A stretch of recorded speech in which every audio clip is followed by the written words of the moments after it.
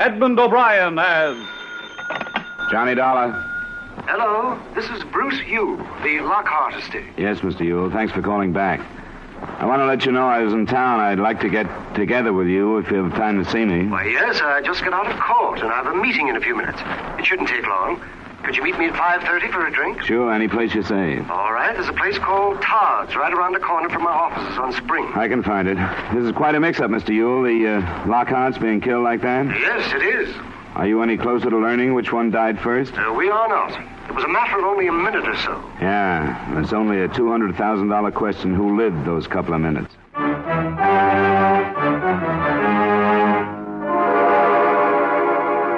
Edmund O'Brien in a transcribed adventure of the man with the action-packed expense account.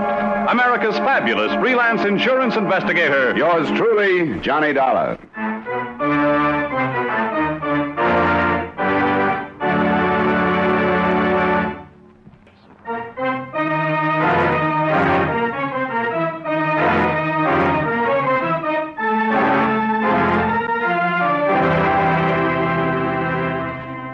Expense account submitted by Special Investigator Johnny Dollar to Home Office, Washingtonian Life Insurance Company, Hartford, Connecticut. The following is an accounting of expenditures during my investigation of the Horace Lockhart matter. Expense account item 1, $8.90, fare and incidentals between Santa Barbara and Los Angeles. Your Los Angeles agent found that I was on a case in Montecito and saved you some $200 in fare from the East Coast to Los Angeles by bringing me down from Santa Barbara. At 5:30 that same afternoon, I met Mr. Bruce Yule, attorney for the Lockhart estate. You lead off, Mr. Dollar.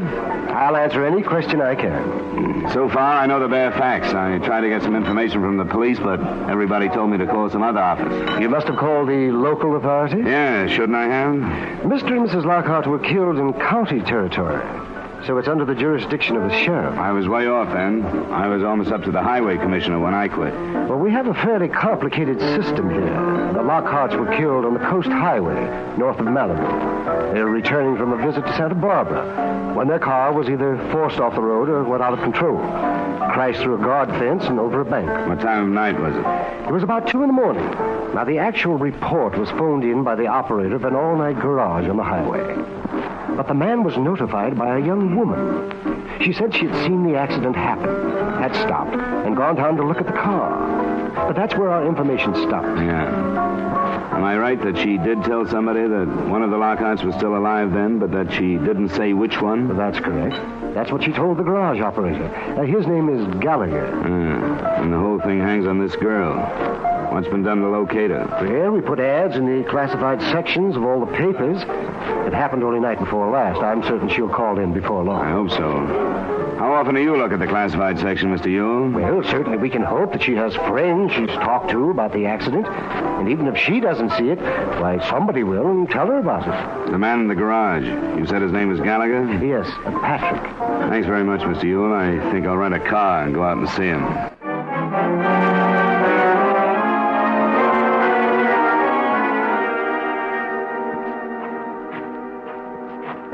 Hi. You Mr. Gallagher? Yeah, that's right. My name is Dollar. I'm an investigator for an insurance company. I'd like to talk to you about that accident the other night.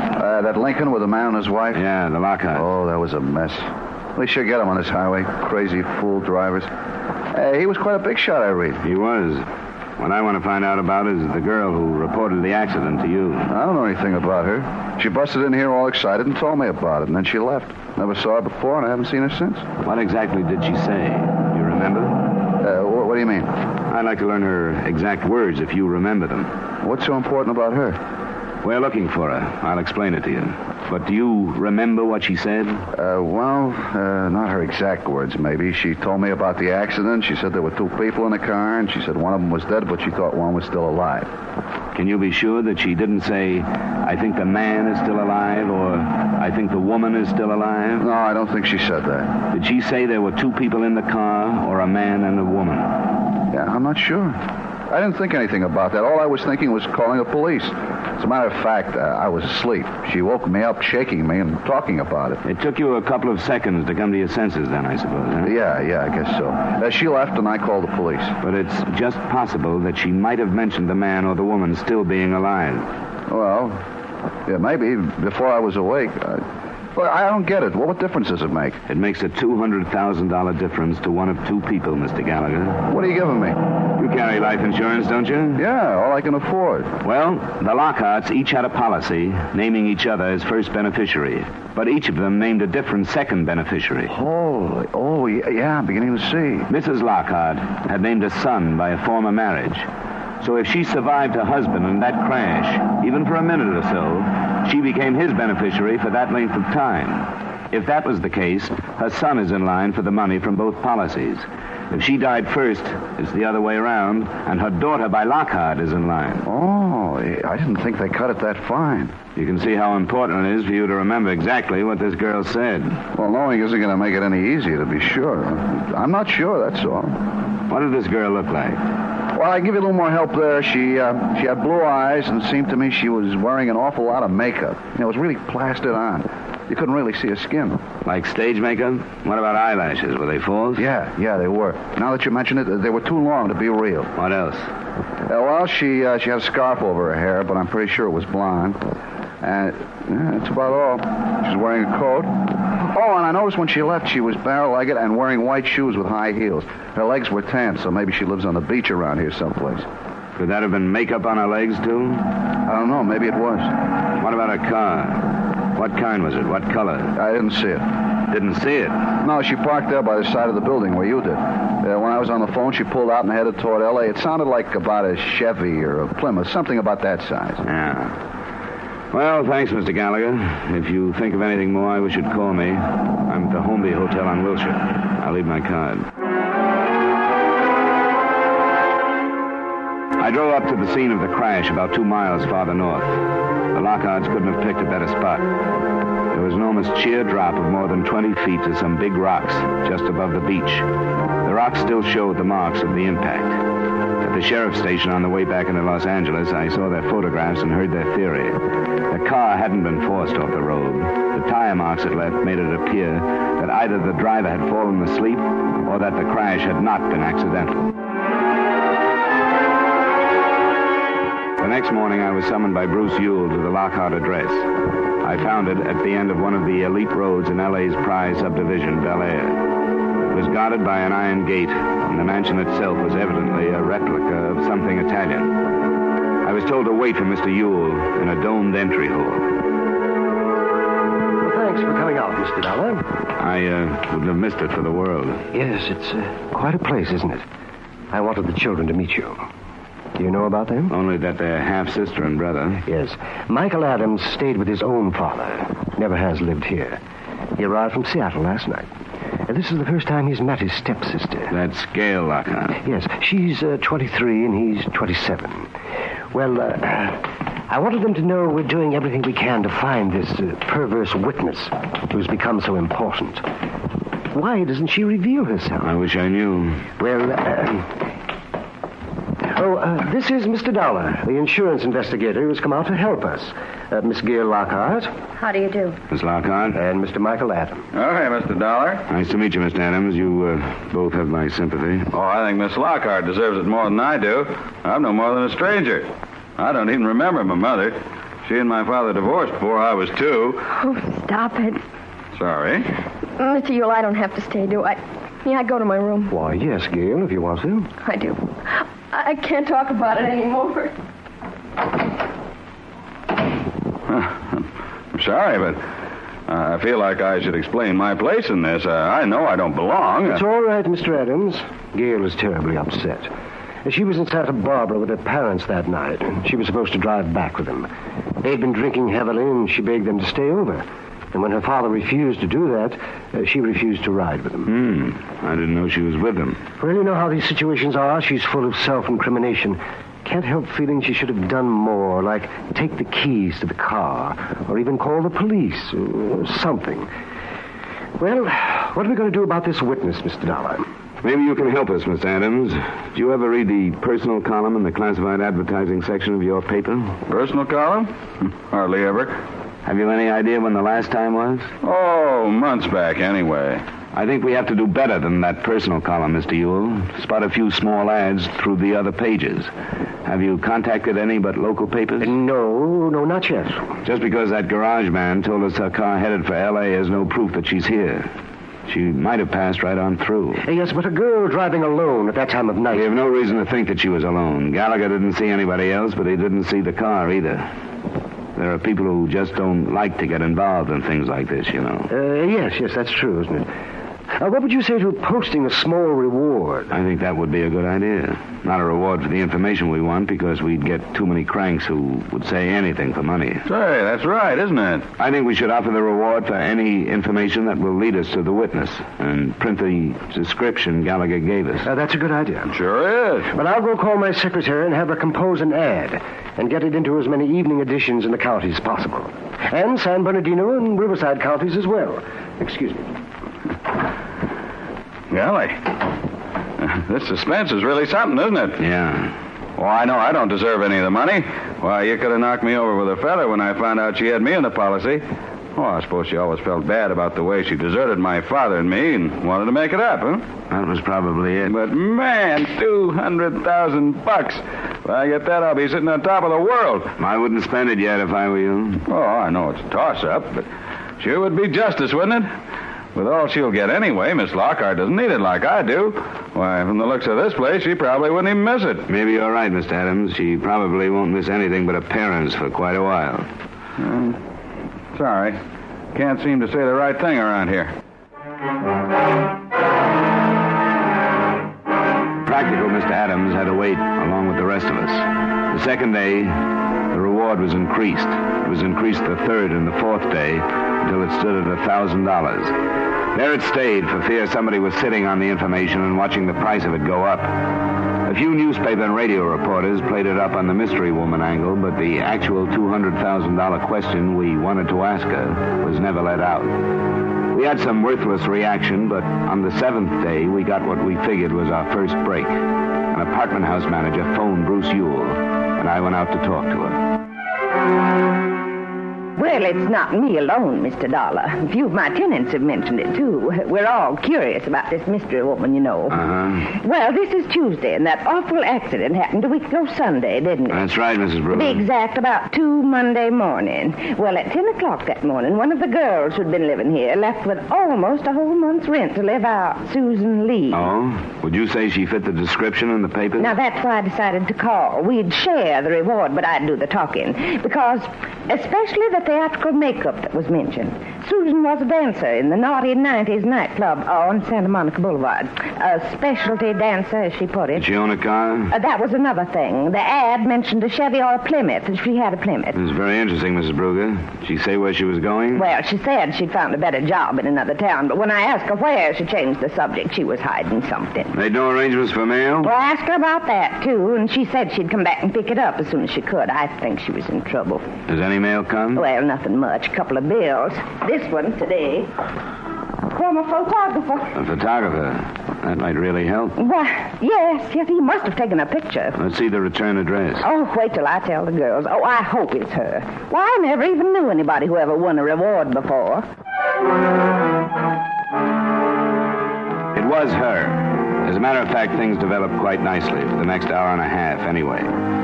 At the garage, Gallagher positively identified the girl in the print I took him from the photographer. So at that point, that's what we had, a picture and the name of our witness. The rest of it wasn't so good. It looked like she'd taken a sudden run out for reasons and places unknown. With a 7-day start, she could have reached almost any place in the world.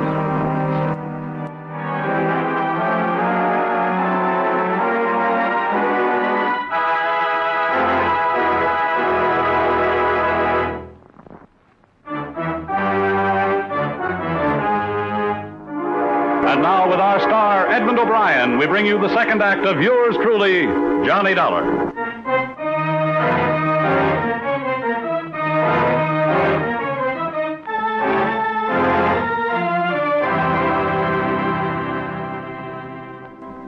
I suppose it's progress of a kind, but it doesn't help us very much, does it? No, not yet, Mr. Ewell, but it's more than we've had. One thing I'd like to suggest. Yes? I think we should leave the reward ads running just as they are.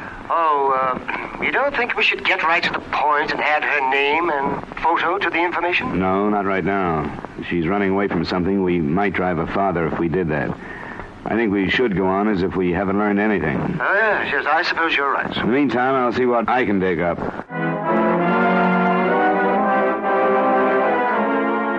Santa Monica Boulevard Club, where Susan Lee had worked, was open, but almost empty at 3 that afternoon when I went in. Just the bar was in operation, but a series of larger-than-life-size posters on the wall promised entertainment nightly by outstanding personalities of the dance. I found the manager in his office. What was the name again? Dollar, the bartender, told me where I might find you, Mr. Cobley. I'd like to talk to you about a girl named Susan Lee.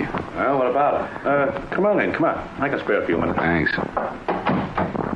You a cop of some kind? Private one. Why? You expecting something? No, not especially. Except the way Susan dropped out of sight all of a sudden and the way you come in asking about her. What's up, anyway? I was hoping you could tell me. I'm working for an insurance company. All I want with this Lee girl is a statement about an automobile accident she witnessed. Oh, hey. Is this what's been running in all the papers? Yeah, we've been trying to find her for a week. And it's Susan? That's right. What a dope that makes me. And a lot of other people around here. Are you sure? A guy identified her picture. Why didn't I think of that? You know why? Because the papers gave the idea that this dame was coming to Los Angeles from some town up the coast. That's all we know, that she was driving south. How could Susan be driving any place up there at 2 in the morning? Our last show here was at 1:45. I'm more interested in knowing where she is now. I take it you don't know. No. Her contract had another week to run, but she called me one morning a week or so ago and said she was sick and could she quit. Was that a Monday morning? Well, I can find... Yeah, sure it was. She called me at home. We're closed on Mondays. Hey, I think I got something for you. What? Well, one of the other girls picked up a pay for her. She wanted to quit, she told me, and I don't make any trouble with the girls who want to leave. And then she wanted Lamine to pick up her check. Well, I said that'd be okay if she sent a note authorizing it, and she did. This, what did you say, Lamine? Yeah, that's her stage name. You know, these girls get those monikers legalized when they're too young to know any better, and then they're stuck with them. Lamine Dunn. You can tell before you see her that she's brunette and specializes in tassels. Would you mind giving me her address? No, I've got it right over here. Susan must have some hot dough to be worth $1,000 reward. I wish I could tell you, but I can't. It's worth plenty. No, I wasn't pushing for information. Yeah, here it is. The Wesley on Wilcox. Good. Thanks very much. Oh, sure. I don't care what you don't tell me. But anybody could use a hunk of that reward these days. I'll remember what you've done, Mr. Cobley. We'll see what we can work out. Thanks again. Sure.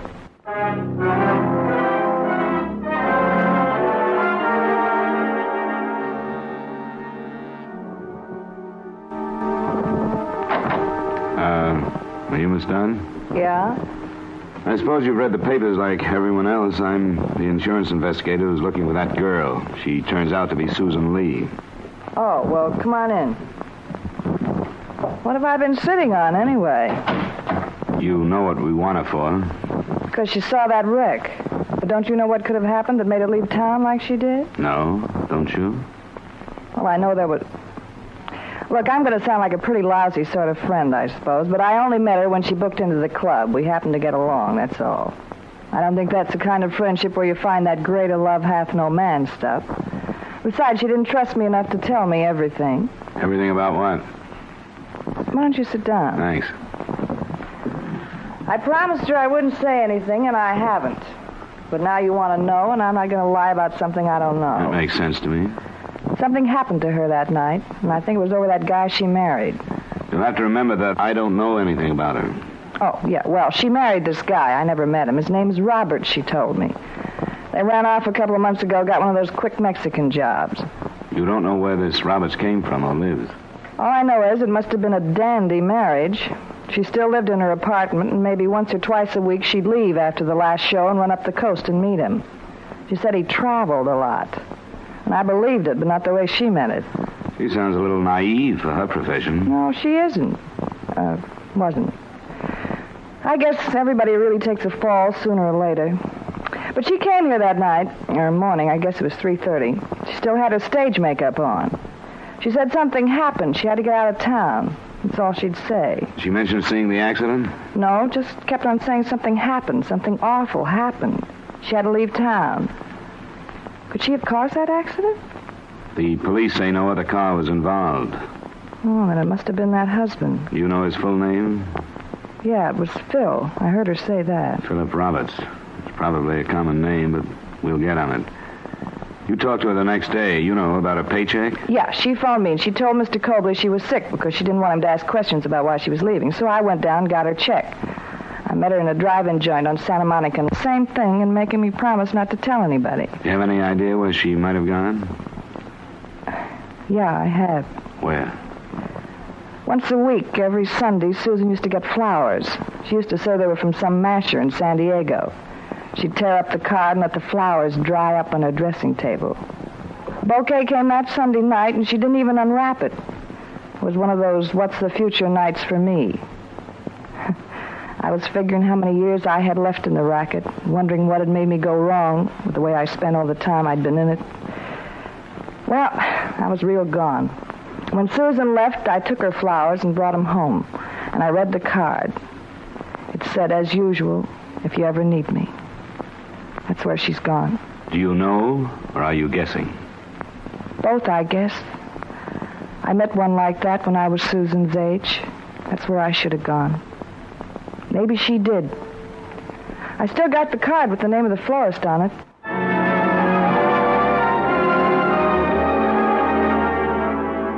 San Diego is some 120 miles from Los Angeles. But when I opened the phone book and saw how many Philip Roberts there were to be checked, the trip seemed short. I didn't get there in time that night, but the next morning I located the florist. He had no trouble remembering the man who so faithfully sent flowers on Sunday. At noon that day, I found Robert's house, and I recognized the girl who opened the door to me. Yes? Susan Lee? No, she isn't here. Wait a minute. No, leave me alone. Go away. Get your foot out. I didn't know. I didn't have anything to do with it. I didn't know. Let me in, Miss Lee. You don't have to be afraid. All I want to ask you about is the accident you saw last Sunday night. No, you're lying. Let me in. You're lying. I read about your reward in the papers. You tried to trick me. How did you find me? I had to find you. I didn't do it. I didn't have anything to do with it, no matter what she says. You're saying things you don't have to say, Miss Lee. No, I'm not, because everything else you've heard is a lie. What lies have I heard? Who lied to me? I don't know. Don't you think I've spent all night long, every night, hearing what she said to you? But I believed him. I believed everything he told me. Philip Roberts? That's not his name. I know it isn't now, but I married him. You think I would have married him if I'd known that he was already married? I guess you'd better tell me about it, Miss Lee. I thought I was married to him. We went to Ensenada. Some man married us down there. It was in May. And I thought he was my husband all the time. I was going to quit dancing and we were going to go away. And then Sunday night, I heard them. You were north of Malibu Sunday night? Yes, he rented the cabin for us. When I got there Sunday night, there was another car.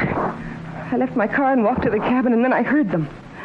She called herself his wife, and she used a different name. She called him Carl. I don't know why I listened. I wanted to run.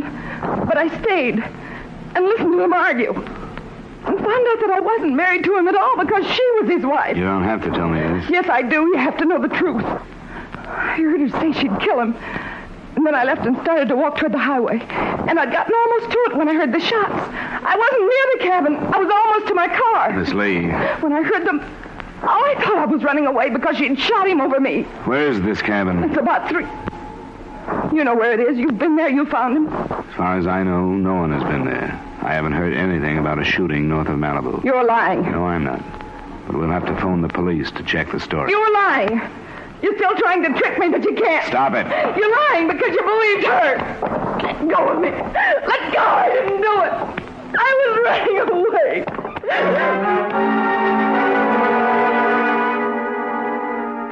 It took some time to digest it. I called the police and saw Susan Lee on her way back to Los Angeles with them, and then called Bruce Ewell.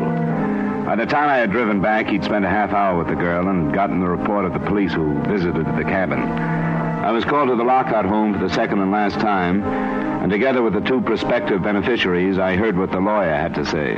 Oh, it's a pathetic story. This man entered a bigamous marriage contract with Susan Lee. His first wife followed him to the cabin. She didn't know about the marriage, but she suspected something. At the height of the argument, she shot him and then turned the gun upon herself. Miss Lee was afraid to surrender as our witness. They're both dead? Well, I'll be... Yes, but actually that's none of our concern now. This tortured girl did witness the accident. And in spite of her own problems, stopped to give what aid she could, which of course was none. Did you get a statement from her, Mr. Yule? Yes, I'm afraid I did. Before a notary public, Susan Lee swore that the person who was alive at the time she viewed the wreck was Mrs. Lockhart. I knew it. Hot dog. Shut up. Make him stop. Get him out of here. I can't stand it. Here, let me take it to you. It's really true? Yeah, I guess it is, if Yule says so. Man, $200,000. And for what? For being born to the right mother. That's what I call profit on a small investment. Yeah, I guess that's right. $200,000. Why, I bet I can invest that and live like a gentleman the way I've always wanted to. I wonder how much this house costs. Nothing like this in Seattle, but I might show them a thing or two.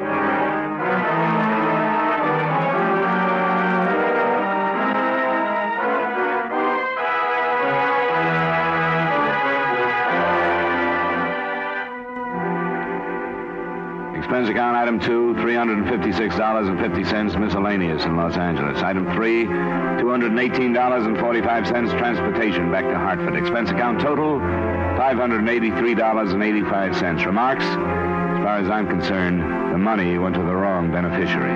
Yours truly, Johnny Dollar.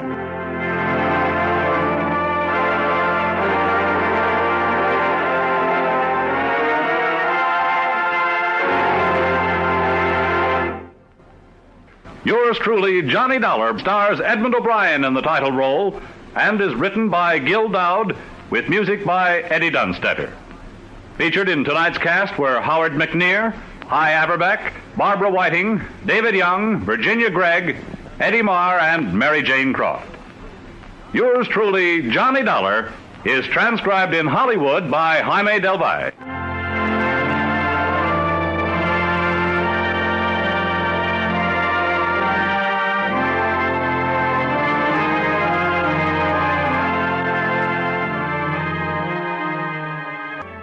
We invite you to join us again next week at the same time when, from Hollywood, Edmund O'Brien returns in another adventure of Yours truly, Johnny Dollar.